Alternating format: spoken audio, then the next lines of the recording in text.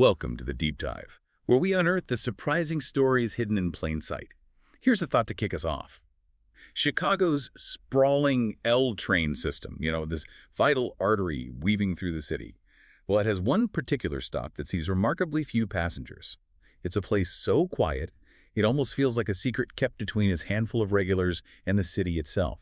Today, we're stepping off the well-trodden path to discover the surprising facts and rich narratives embedded in this often overlooked corner of urban life. It's really fascinating, isn't it, how even within the pulse of a massive city like Chicago, these quiet pockets exist, each with its own rhythm, its own unique story. It kind of challenges our assumptions about what an urban experience has to be. Our deep dive today is into the Kostner Pink Line stop, which is, officially the least trafficked L stop in the entire city. We're going to explore what makes it so distinctive. And we're lucky we've got some great sources that really bring this place to life. There's a reporter's vivid account of visiting, and then we also have historical documents, technical stuff about the station's past and its renovation. So our mission is to uncover everything, from its history and the community's character to those little details you totally missed just glancing around. Yeah. It feels like a compelling journey that reveals so much about city life beyond the usual tourist map. Absolutely. And if we just start with the numbers, the raw data, it's pretty telling.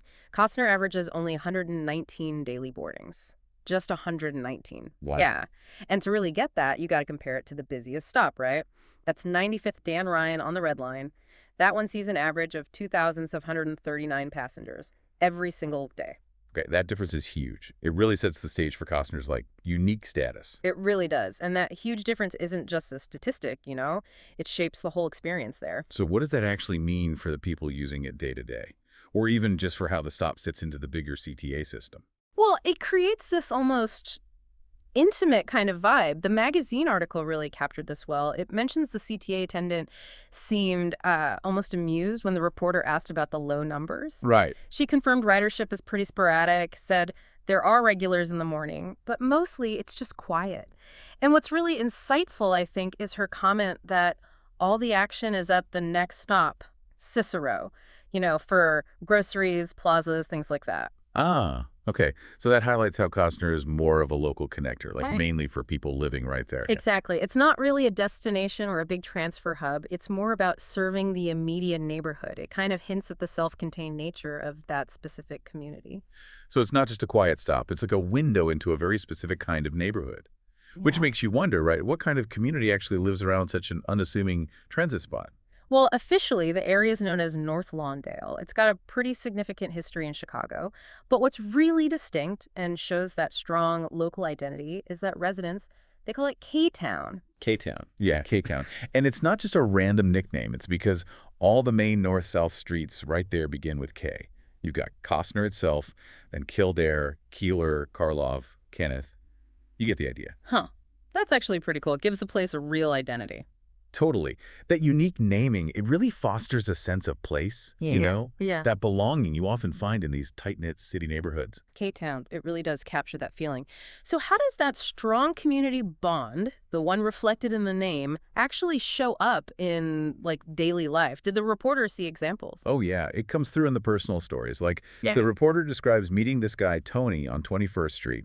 He was admiring Tony's truck, which had this incredible flag, half Mexican, half American, flying proudly. Oh, wow. Yeah, I remember reading that. That's a powerful image. Right. And Tony and his partner, Roberta, who he calls Little Mama, they live in this really unique place, a converted restaurant. Imagine their home faces the street. It's got just one window, no closets. And at one point, they literally had tires piled up in the living room. Tires. In the living room. Why? Because people kept stealing them from his trunk bed, so he just started storing them inside. Man, that tells you something right there. And Tony's own story was pretty moving too, wasn't it? Incredibly so. He shared how he was homeless for 3 years, actually living in that same truck, and his struggle now trying to find stable housing while he's on SSI, supplemental security income. He's paying $1,000 a month for their current place, that converted restaurant. It's a real snapshot of the challenges folks face. The $1,000 a month on SSI. That's incredibly tough. It's such a stark reminder of those unseen economic struggles happening right in the middle of a big city. Exactly. It challenges that easy assumption that everyone in a city has access to stable housing. It really highlights the resilience needed just to get by. And his insight about the neighborhood itself, it was so poignant. He said, if you keep your mouth shut, you can live here. It's rough. It's rough, yeah. That just kind of hangs there, doesn't it? It Yeah. really underscores the difficulties. It really does. And it's not just housing, right? Access to basic amenities is a thing, too. The reporter's friend, Zachary, mentioned Mrs. B's kitchen being closed down. Right, and the need for more local places to eat. Yeah, Zachary pointed out that for things like Popeyes or Chipotle, you have to go over to Cicero, the next stop. That lack of immediate food options nearby, it suggests maybe bigger issues about, local investment or even food deserts. So you've got the history, the K-Town identity, the personal struggles. What about the actual physical look of the place? What are the streets like? Well, the residential streets are mostly lined with tightly packed bungalows, two flats, and those classic West Side greystones you see in Chicago. But then you also see these really unique storefront churches. And they have these incredibly long names like, let me see. Anointed Emmanuel Deliverance Temple of Apostolic Faith, Gospel Healing Temple Apostolic Faith Church, Deliverance Temple Church of the Apostolic Faith. Really descriptive. Wow, those are quite the names. Yeah. Has a lot of character. Definitely. And mixed in with the residential and the churches, there's also industry, tire shops, some light industrial factories, like Charter Steel Plant, #3, Cleats Manufacturing, they do sheet metal, and Empire Hard Chrome, a metal finisher. So it's a real mix. Okay, so bungalows, greystones, long-named churches, steel plants.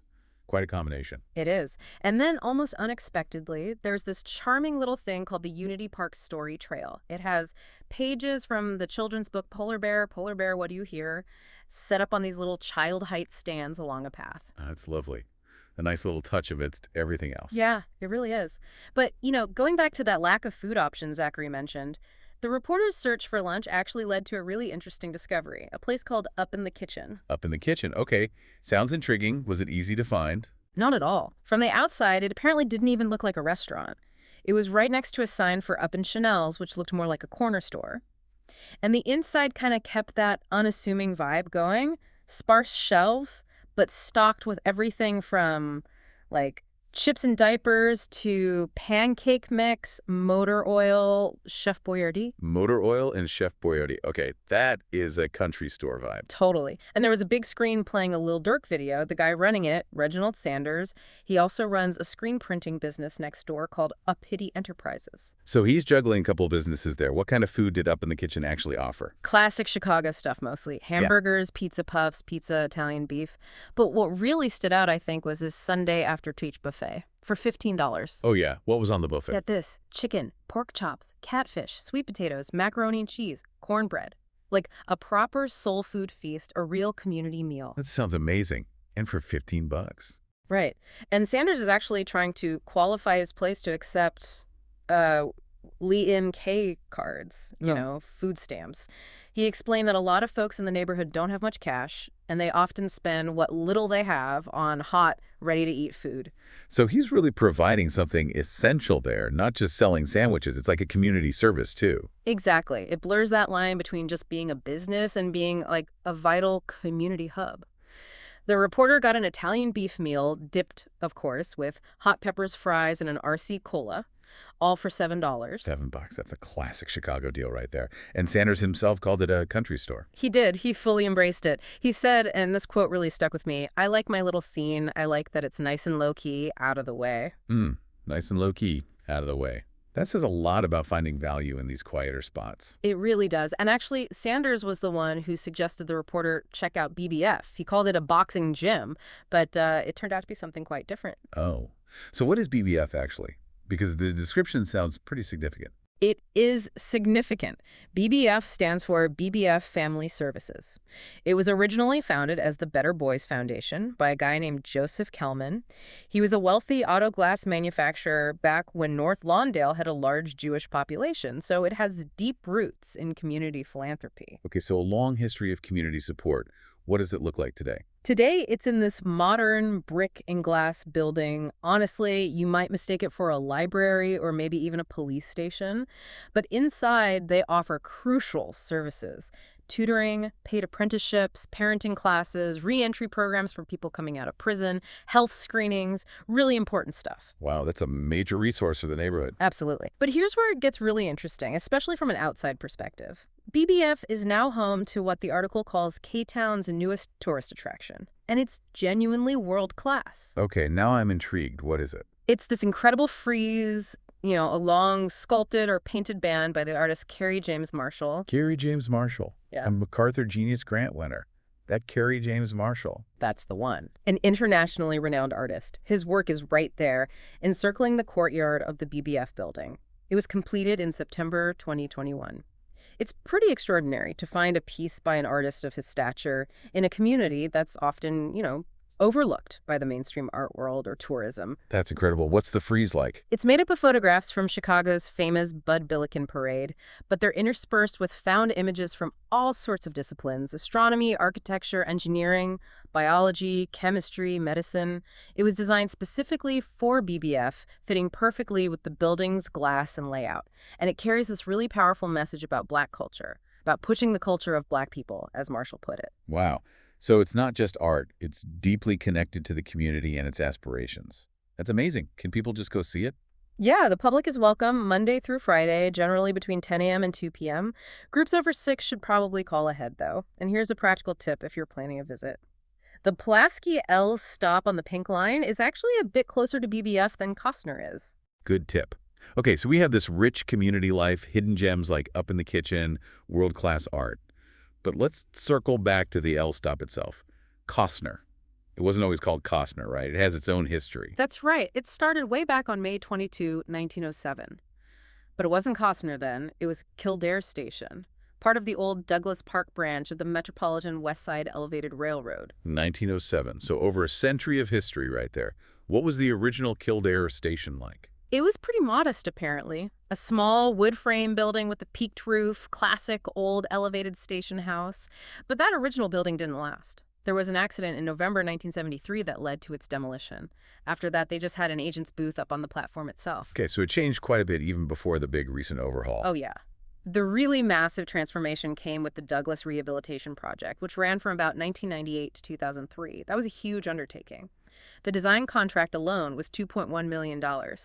The old Kildare station was closed and torn down in June 2002 to make way for the new one. And they had a temporary station during construction. They did. A temporary setup called Pulaski Kildare, built over Karloff Street with entrances at Pulaski and Keeler, just to keep service running for people.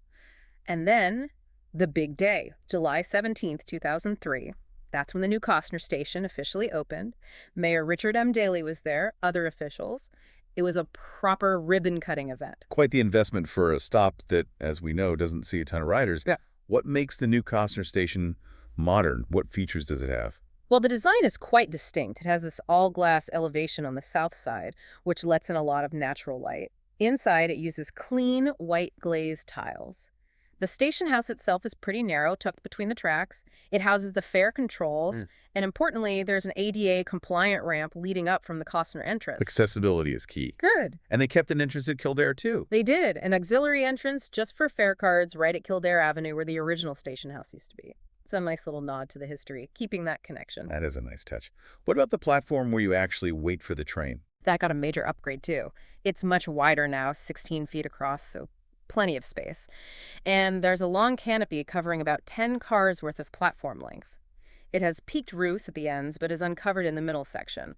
Plus, they added modern amenities like windbreaks, overhead heaters for cold Chicago winters, and those audiovisual signs with train information. Makes waiting much more comfortable. It sounds like they really put thought into the passenger experience, even for a low ridership stop, which is great to see. Definitely. And that thoughtfulness extends to another layer: public art integrated right into the station design. Oh, right. Besides the Kerry James Marshall piece at BBF, there's art at the Kostner station itself. Yes. As part of that Douglas rehab, the CTA partnered with the city's Department of Cultural Affairs on a $1 million Cermak branch art project. Kostner got some beautiful pieces from that. At the main Kostner entrance, there's a piece called Birth of Heroes, a mandala for harmony by Ivan Watkins. It's a digital transfer onto porcelain tile, and it features these really inspiring images of famous African Americans, scenes from the local community, images of the L itself, all woven together in a mandala pattern symbolizing unity. That sounds beautiful. And there's another piece, too. There is, by Beatrice Coron. It's called Seeds of the Future Are Planted Today. This one is made of jet-cut stainless steel, forming decorative fencing at both entrances. At the Kildare entrance, the design shows children watering plants. At the Kostner entrance, it depicts corn growing out of open books. Symbolizing growth, knowledge, the future. That's really thoughtful. Exactly. It's amazing how much artistry and symbolism are embedded in this seemingly simple neighborhood station. It really elevates the space beyond just, transit infrastructure. So the station gets rebuilt, gets new art, and then the service itself changed pretty dramatically, too, right? With the Pink Line. That was the next big step. After a big study called the West Side Corridor Study in 2004-2005 and lots of public meetings, the CTA introduced the new Pink Line service. That started on June 25, 2006. The Pink Line became the main service for this whole branch, the Cermak branch. And a key benefit was increased frequency trains running much more often, like every 7.5 minutes during weekday rush hours. That was a big improvement for riders. So more frequent service. Did they keep any Blue Line trains running there? I seem to remember that was discussed. They did initially. For a while, during rush hours, some Blue Line trains still ran out to 54th Cermak alongside the Pink Line, connecting to the O'Hare branch. It was kind of a transition. But honestly, ridership on those Blue Line trains on the Cermak branch stayed consistently low. People just weren't using them that much. So the CTA made a pragmatic decision. By April 25, 2008, they eliminated that Blue Line service on the branch, making the Pink Line the sole provider. Makes sense. Transit services have to adapt to how people actually use them. Precisely. It shows how these systems respond to real-world patterns. So, okay, we have this modern station served solely by the Pink Line. What does it all mean if you're, say, visiting Chicago? Or just exploring? Well, Kostner itself, the immediate area, it's mostly residential and light industrial. There aren't many traditional tourist spots right there to walk to. Union Park is lovely, but it's more of a local park. Right, so it's not really a tourist destination in itself. Not in the traditional sense, but its real value, I think, lies in its connection to the wider city. It's a gateway. Absolutely. Kostner might be quiet, but it's an authentic slice of Chicago life. And from there, you're just a few Pink Line stops away from totally different world. Like Pilsen, right? Just jump on the train, and soon you're in this incredibly vibrant neighborhood full of murals, galleries, amazing Mexican-American culture, the National Museum of Mexican Art. Exactly. It shows how the L connects these diverse neighborhoods so easily. You can experience the quiet residential feel of K-Town, then bam, you're in the middle of Pilsen's energy. And of course, heading the other way, downtown Chicago, the Loop, is only about a 20 to 30-minute ride. Easy access to Millennium Park, the Art Institute, the Riverwalk, all the big sites. So Kostner functions as this quiet but really effective launchpad. You get an authentic local glimpse, but you're still directly connected to everything else the city offers. That's a great way to put it. A quiet launchpad. It embodies that hidden power of places that might seem unremarkable at first glance. So there you have it, our deep dive into the Kostner Pink Line stop. The least trafficked L stop in Chicago has revealed so much more than you'd guess from the numbers. We've seen its history, from Kildare to the modern station. We've seen the thoughtful integration of public art. We've glimpsed the resilience and character of the K-Town community, found hidden gems like Up in the Kitchen, and even discovered world-class art by Carrie James Marshall at BBF Family Services. It's clear this stop, despite its quietness, is just brimming with stories and significance. It really is. It just reinforces that idea, doesn't it? That even the most unassuming places, the spots we usually rush past, they hold these profound stories and real cultural weight. You just have to, take a moment, look closer, maybe step off the train and engage with what's actually there. See beyond the stats. Exactly. And for you, our listener, here's something to maybe think about. Consider how vital public transit, like the L, even at its quietest, most overlooked points, really acts as a hidden backbone for communities. It provides those essential connections, it shapes neighborhood identity, and it reflects the daily lives of people often unseen by the wider city. What other hidden gems, what other quiet corners are out there in your own city just waiting for us to pay attention?